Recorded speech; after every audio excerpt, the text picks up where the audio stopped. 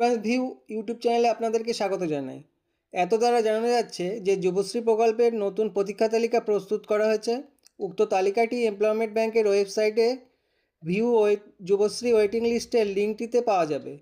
যে সকল কর্মপ্রার্থীগণ এই তালিকায় অন্তর্ভুক্ত হয়েছেন তাদের আগামী 15/2/2026 থেকে 5/3/2026 তারিখের মধ্যে আবেদনপত্র এমপ্লয়মেন্ট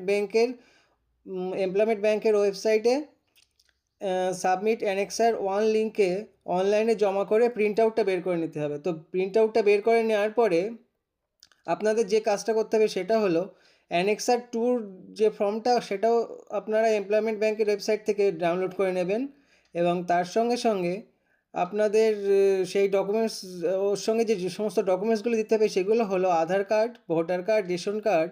আর একটা জিনিস করবে, আপনারা যারা গ্রাম পঞ্চায়েত এলাকায় থাকেন সেখান থেকে গ্রাম পঞ্চায়েতে গিয়ে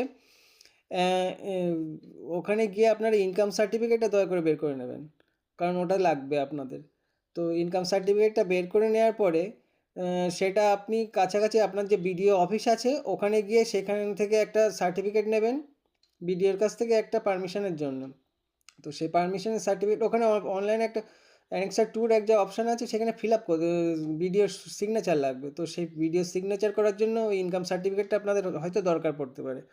তো ওটা সিগনেচার করা হয়ে গেলে ওই সমস্ত ডকুমেন্টস নিয়ে গিয়ে আপনাদের কাছাকাছি এমপ্লয়মেন্ট ব্যাংকের যে কাছাকাছি যে এমপ্লয়মেন্ট ব্যাংক আছে ওখানে গিয়ে আপনার সমস্ত ডকুমেন্টস আর তার সঙ্গে সঙ্গে অরিজিনাল যে সমস্ত ডকুমেন্টস আছে আপনারা যা জমা করবেন তার অরিজিনালগুলো নিয়ে গিয়ে ভেরিফিকেশান করতে করার জন্য সেখানে আপনারা যাবেন।